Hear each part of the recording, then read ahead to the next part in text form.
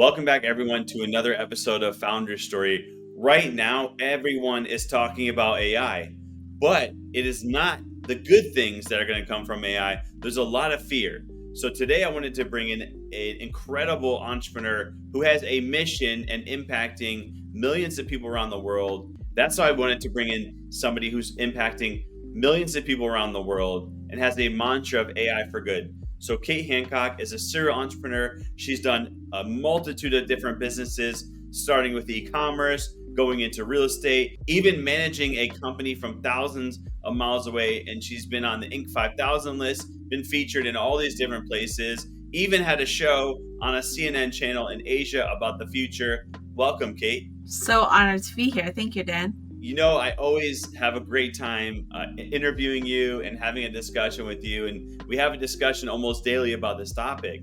So before we dive into AI and AI for good and the things you're doing there, what was the spark that made you say, I want to be an entrepreneur? Well, I always get in trouble when I used to work for a company. Like, I think overly outside the box to the point that my boss hated it because I get in trouble all the time, but my strategy always worked. But what I mean by that is I used to run Costco roadshows nationwide, and Costco are pretty strict of rules, right? So I was running these roadshows all over the country, and I would make the signs because the signs actually convert sales by 200%. But my boss, like, I hated those signs. But it's like, what I'm going to do? It's working. So I know, it's not a good fit for me to follow rules because I love being creative. And if it's working, if someone tells me no, I hated it. So I'm not hireable. I like my freedom. I like to be creative. I can't work to follow someone else's orders. So I think that's how I become an entrepreneur. It's funny, we had a discussion on this show recently about being unemployable, but companies are really good about saying they want to be outside the box, but keeping you in the box. So I think we can all relate to those things. So let's fast forward to now. Why are you really focused on impact? Well, I think if you've reached to the point of your life where you kind of, what else do I need, right? I know my numbers. I know what makes me feel good about living comfortably. And what is the end goal? Do you just want to make money, or do you want to leave a mark to people? And when you're part of it, we come up with the vision and mission of impacting 100 million people globally. That was a passion for me. So anything I do from now going forward it's all about impact for me. I really care about elevating people,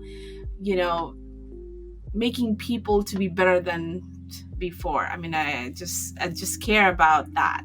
So for me, impact is way more fulfilling than making money. So I know last year you started and founded the Global AI Council with a mantra of AI for good and free education for all. So what do you see this becoming? What do you hope to achieve with the Global AI Council? I really wanted to, get this mission out to the world, not just in one country. I want it to be global.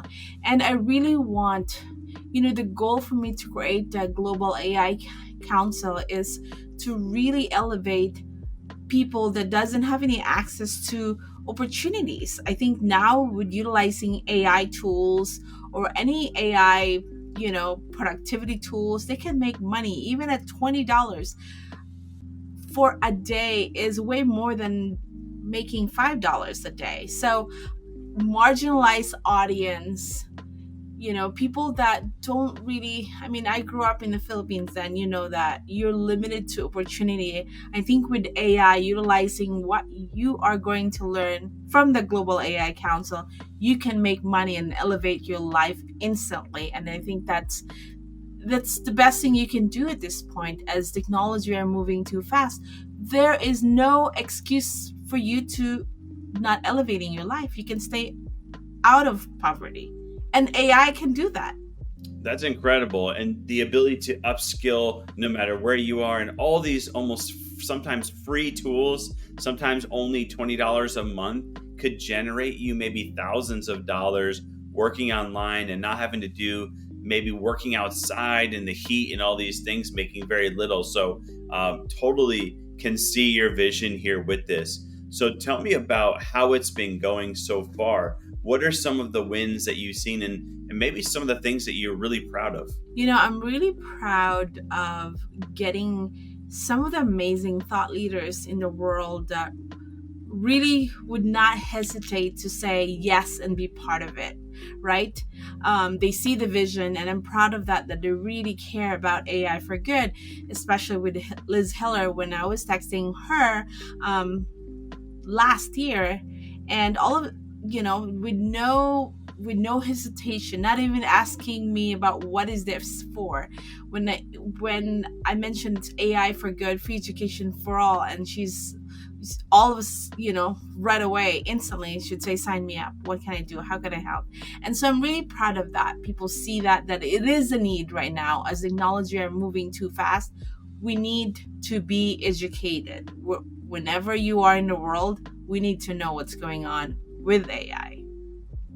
And of course, we've had lots of traction from different parts of the world. We don't want this global AI council to be just US centric, just European centric. We have a lot of parts of the world that will be unfortunately disrupted with the speed of technology. So I wanted to focus into Philippines, Africa, other parts of the world that really needed this. That's incredible. I mean, I love the mission, the vision of not just being US centric, but being globally centric. You're looking out for people in multitude of continents. I know because I've been able to witness and be a part of the master classes where you have, four continents there watching and listening. Can you dive into the twice a month master classes? What is it and what can people expect? Yeah, it is super, super diverse topic. It went from how to market your product or services to innovation, the different landscape of AI.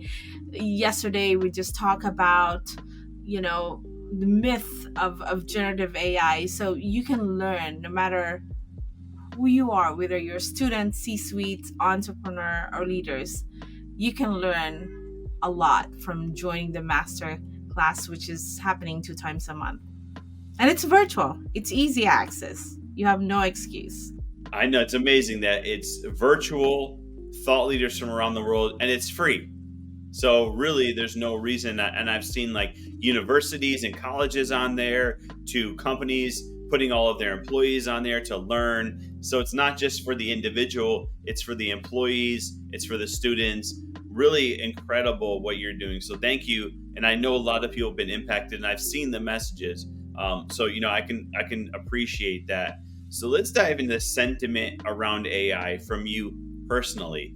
You have half the population who's pessimistic, super scared, the other half who's optimistic and really positive and hopeful. How do you see AI changing in the future or changing our society? Oh my God, AI it's like air. I talked to my team about it. You really need AI. You really need to learn how to breathe air. So that's how important that is, right? As we're moving into a more complex world, we need to learn AI, and it's gonna require us way different way of thinking. It's solving problems before we even know what's the future problem. I mean, it's a whole new world that all of us needs to be educated, and then that fear will disappear.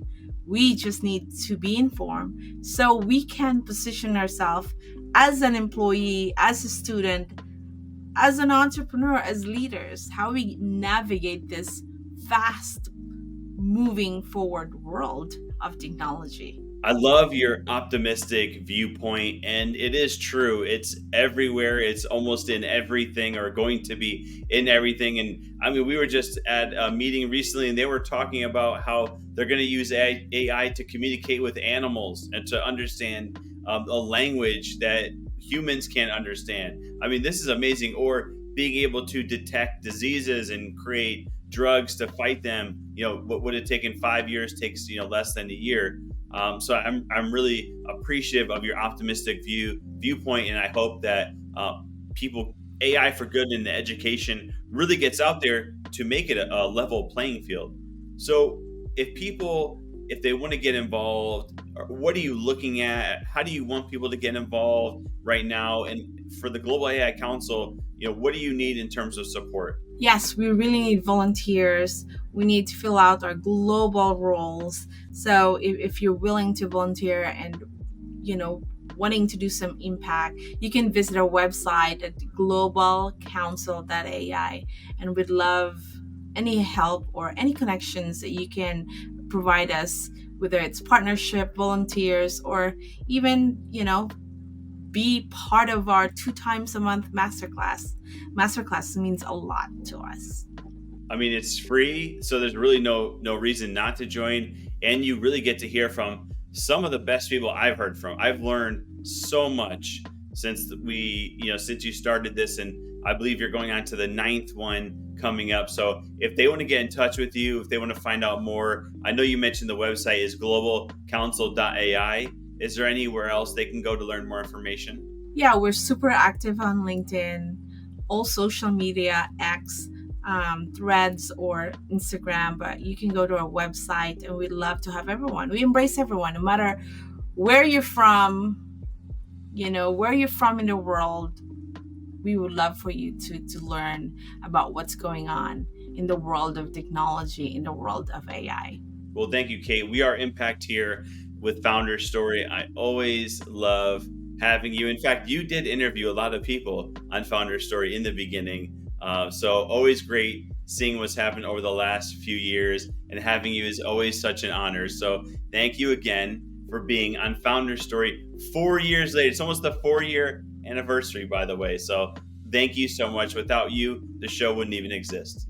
How time flies. Honored. I'm seeing you kicking butt and interviewing wonderful people, and I'm so proud of you. Thank you, Kate. And thank you for joining us today on Founder Story.